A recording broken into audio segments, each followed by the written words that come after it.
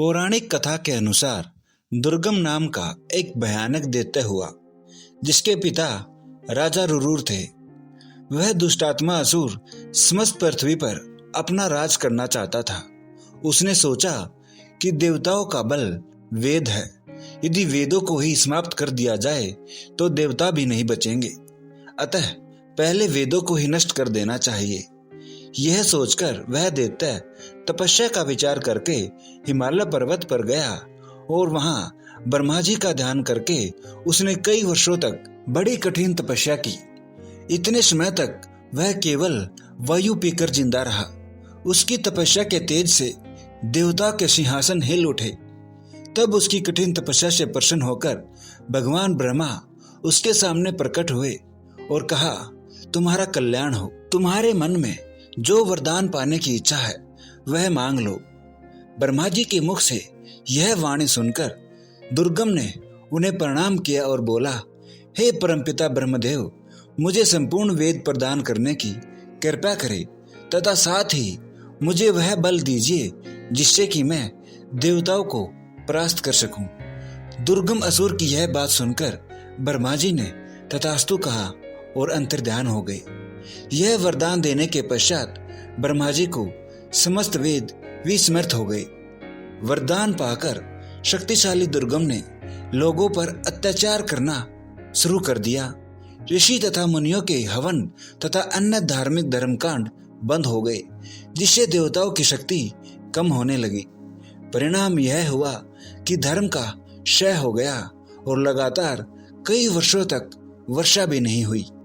Video में आगे जाने से पहले इस वीडियो को लाइक और हमारे इस चैनल को सब्सक्राइब जरूर करें।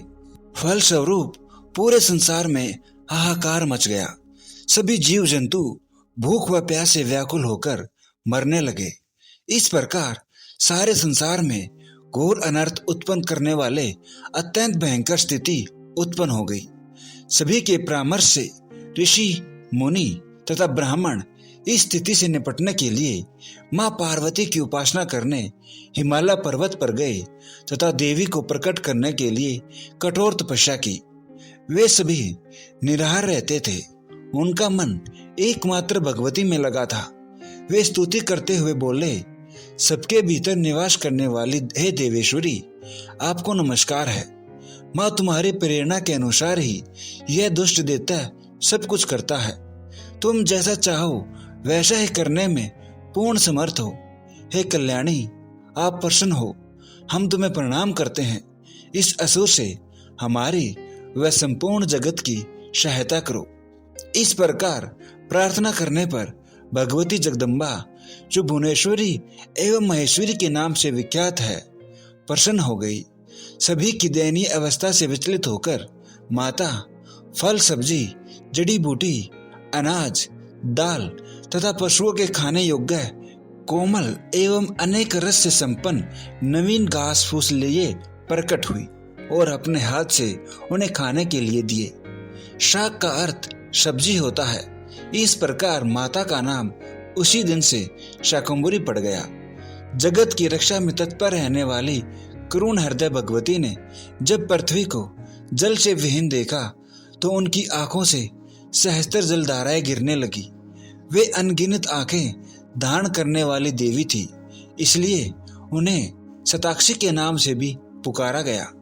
ऋषियों और लोगों की दुर्दशा को देखकर उनकी अनगिनत आंखों से लगातार 9 दिन तक आंसू बहते रहे। यह आंसू एक नदी के रूप में परिवर्तित हो गए, जिससे सूखे का समापन हो गया। मां शाकंभरी ने सभी को सुरक्षा का आश्वासन दिया।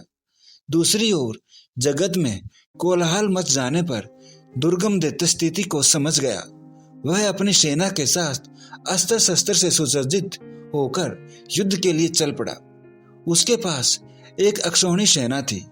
तदंतर देवताओं व महात्माओं को जब असुर की सेना ने घेर लिया, तब करुणामयी मां ने देवलोक के चारों ओर एक दीवार खड़ी कर दी। तदंतर देवी और दैत्य सेना में भीषण युद्ध आरंभ हो गया। धनुष की प्रचंड टंकार से दिशाएं गूंज उठी। भगवती की माया से प्रेरित शक्तियों ने दानवों की बहुत बड़ी सेना नष्ट कर दी। तब सेनाध्यक्ष दुर्गम स्वयं शक्तियों के सामने उपस्थित होकर उनसे युद्ध करने लगा। संसार के ऋषि एवं लोगों को बचाने के लिए देवी ने दैत्य से युद्ध किया। देवी शाकंभरी ने अपने शरीर से 10 शक्तियां उत्पन्न की, जिन्होंने इस युद्ध में देवी की सहायता की। जगदम्बा के चलाए हुए बाण असुर की छाती में जाकर घुस गए, जिससे रक्तहीन दानव भगवती परमेश्वरी के समक्ष प्राणहीन होकर गिर पड़ा। अंत में माता ने अपने भाले से दुर्गम दैत्य का वध कर डाला। दैत्य के मरणोपरांत चारों वेद तथा अन्य शक्तियां स्वतंत्र हो गई, जिसे देवी ने देवताओं को सौंप दिया। सभी ने धूप दीप के द्वारा मां भगवती का गुणगान किया तथा अप्सराओं व गंधर्व ने नृत्य किया। प्रसन्न होकर देवी शाकंभरी ने कहा, जो कोई भी मेरे इस उत्तम महात्मा का निरंतर पाठ करेगा, मैं उसके सभी संकट हर लूंगी। जिस स्थान पर मेरा यह महात्मा श्रद्धापूर्वक पढ़ा जाता है, उस स्थान का मैं कभी त्याग नहीं करती। अतः सभी को इसका पाठ करना चाहिए। जय मां शाकंभरी देवी।